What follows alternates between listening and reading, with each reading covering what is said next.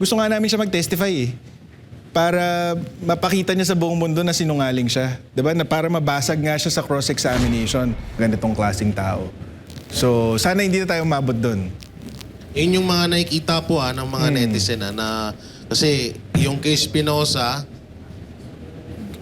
pinalaya, tapos ginawang witness laban kay Pangulong Duterte, tapos pinalaya. Ganon din si De Lima. So ganito, halos ganito din ang senaryo ni Madriaga. Tapos yung mga binibitawang statement din nung dalawa ni Espinosa at kay Madriaga, halos parang magkakatugma-tugma lang din.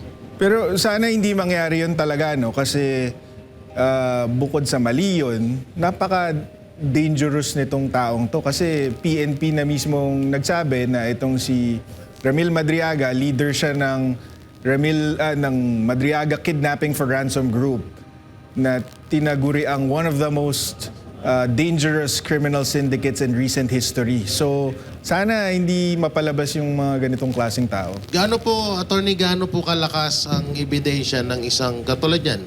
Si Madriaga, isa ng may tuturing na kriminal. At katulad din yan, nila Espinosa, nila De Lima. So, gaano po kalakas at kahina yung mga ebidensya nila na ibinabato laban kay Vice President Sara Duterte? Oh. Umpisa natin sa credibility, 'di ba? Ito, sa isang banda, meron kang kidnapper for ransom, leader ng kidnapping for ransom group, top 5 most wanted in the Philippines for kidnapping bago siya na-aresto. Tapos pangalawang pagkakulong niya na ito. Versus yung ikalawang pangulo ng Pilipinas na walang bahid ng korupsyon, walang bahid ng krimen, maliban sa din sa gawa-gawa na lang na binabato sa kanya ngayon, ang sumusuporta sa testimony niya, 7 tao na hindi rin matatawaran ng integridad. So una dyan si Major General Jose Ariel Niembra, dating PSG commander. Pangalawa si Brigadier General Randolph Cabangbang, dati ding PSG commander. Pangatlo dyan ay si VSPG Commander Colonel Raymond Lachica. Yung dating OVP spokesperson at dating acting PCGG chairman, si Attorney Reynold Monsayak. Si Lieutenant Colonel Dennis Nolasco na dating Department of Education Security Officer, at si Miss Ana Magnaye na isang events organizer based in Davao. So, kung i-compare mo lang yung credibility, wasak na wasak si Madriaga, 'di ba? At also din, kahit yung numero, kasi itong 7 to plus VP Sara, kino-corroborate nila yung mga testimonya nila eh. Pero si Madriaga, so far, mag-isa.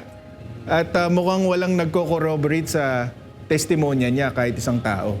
May narinig tayo kay Attorney Palad na suddenly, last week lang, sabi niya, yung mga kasama niya daw sa kidnapping for ransom, kaya daw suportahan yung testimonya ni Madriaga. So gano'n na naman tayo. Balik na naman tayo dun sa walang kredibilidad na mga tao ang nagbabato ng putik kay VP Sara. Paliwanag lang natin, attorney, gaano ka-importante ang credibility ng isang tao para sa kanyang demanda? Kasi sinasabi ng iba, wala namang kinaugnayan yung issue ng kidnapping niya na nakakulong siya doon sa sinasabi niya pagdating sa pag-deliver ng pera.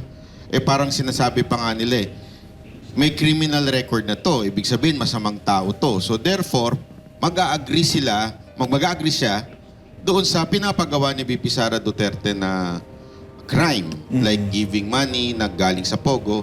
So, hindi ba yun mas nakakatulong o paano nakakasama yun?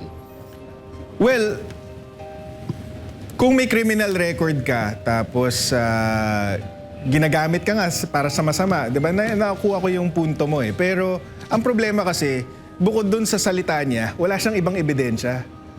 So, kapag salita mo lang ang pruweba mo, kailangan credible ka.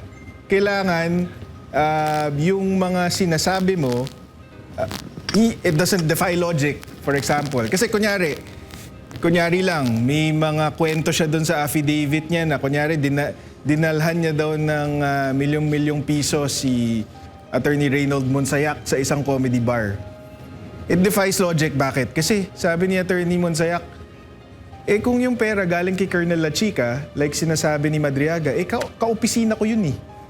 So bakit niya pa dadalhin sa akin sa isang comedy bar, sa isang public place? Magka-opisina kami, pwede niyang iabot lang sa akin yun kung gusto niyang Pero palibasa kasi gumagawa siya ng kwento, tapos may konti siyang kilala ng mga taong malalapit kay VP. So gumagawa siya ng inventong storya kung saan niya hinatid, ganito, ganyan. Kaya yun, pagka wala kang ebidensya, kailangan yung testimonya mo credible, kapani-paniwala. Pero nakita natin na bukod sa walang substantiation, walang pruwebang iba, hindi rin kapani-paniwala yung mga sinasabi. So yung kanyang mga pinresinta, walang ebidensya, talagang laway lang ang puhunan? Laway lang. Tapos, ang nangyari lang is after lumabas nung affidavit niya, may naglabasan sa social media na mga picture niya kasama ni VP Sara, mga Zoom meeting, ganito, ganyan. Pero actually, hindi nga namin kailangan sagutin yun sa perjury kasi hindi naman kasama yun sa affidavit. Pero para lang matigil na yung mga chismis or pagdududa ng ibang tao na baka nga magkakilala sila, baka nga trabahante nitong si VP Sara, tong si Madriaga, sinagot na namin dun sa complaint affidavit for perjury ni VP Sara. For example, itong nasa screen natin ngayon, picture yan ni Ramil Madriaga kasama si VP Sara sa inauguration ni Vice President Sara noong June 2022. So, yung iba nagsasabi, may picture siya kay VP Sara, so siguro close sila. Pero ang totoo niyan, hindi man lang siya invited doon sa inauguration. Hindi siya invited kasi hindi siya kilala. Kahit na tumulong yung Easy Pilipinas sa kampanya, ang kilala lang ni VP Sara sa Easy Pilipinas ay si Attorney Ryan Kilala. So itong si Attorney Ryan, yun ang naimbitahan sa inauguration. Unfortunately, hindi makadalo si Attorney Ryan sa Davao. So tinext niya yung RSVP number, sinabi niya, ang mag-a-attend na lang para sa Easy Pilipinas ay itong si Ramil Madriaga. So kaya lang siya naka-attend. Tapos yung mga... Attorney, bakit parang nag-proxy sa kanya ito si Ramil Madriaga? Ang totoo naman talaga kasi is, itong Easy Pilipinas, binuo naman talaga ni Ramil Madriaga. Siya talaga ang leader nitong grupo na to. So sumuporta talaga siya kay VP Sara. Ang hindi totoo is, si VP Sara ang nag-utos sa kanya na buuin tong Easy Pilipinas. Hindi rin totoo na si VP Sara ang nagpopondo dito sa grupong to. Hindi niya nga kilala tong si Ramil Madriaga. Ba't niya naman mauutusan or popondohan ito? Kaya niya lang kilala itong Easy Pilipinas dahil kay Attorney Ryan Kilala. So, hindi siya naimbitahan, nag-proxy lang siya.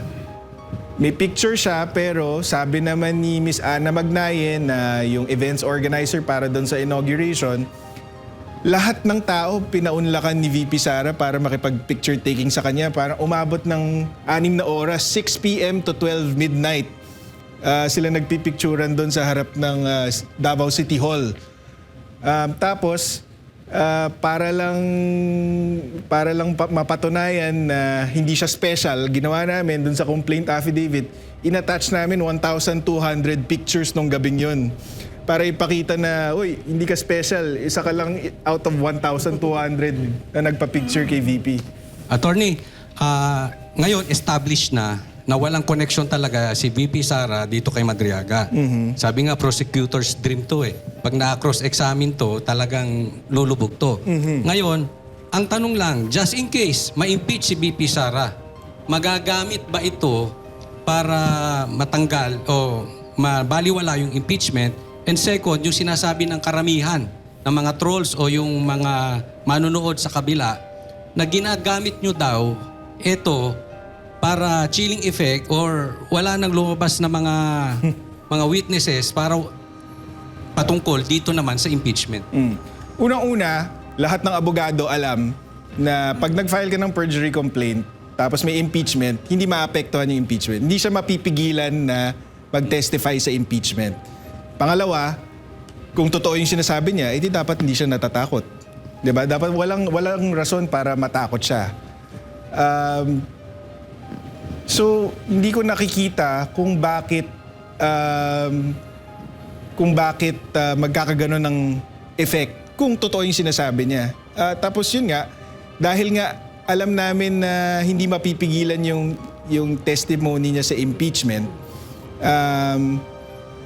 kaya okay lang sa amin i-file ito because gusto nga namin siya mag-testify para mapakita niya sa buong mundo na sinungaling siya. Diba? Na para mabasag nga siya sa cross-examination.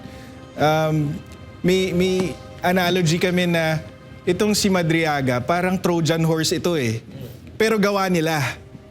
So, kung gusto nilang papasukin to sa Troy, hindi namin sila pipigilan, 'di ba? Inyo na 'yan, 'di ba? Gusto nga namin 'yun pero hindi pwedeng hindi siya managot, 'di ba? Hindi naman pwedeng abangan na lang natin sa impeachment, basagin na lang natin, walang consequence. 'Di ba? Kailangan pag napatunayang nagsinungaling ka, kailangan makulong ka. Attorney, di ba dapat ito maprotektahan? Kasi pwede niyang i-lead kung sino boss niya kung kaninong tanim to So, agree ba tayo na sinasabi din doon sa impeachment na kukunin na nila? Doon na lang sa Congress.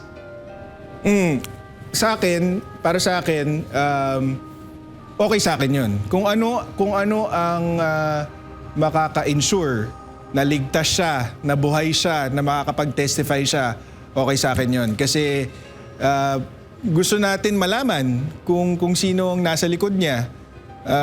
Gusto natin aminin niya na gawa-gawa lang yung testimonya niya laban kay VP Sara.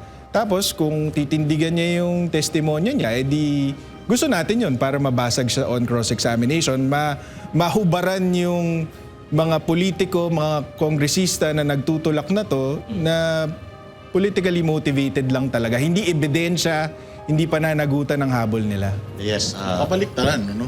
Kabaliktaran pala ito ng propaganda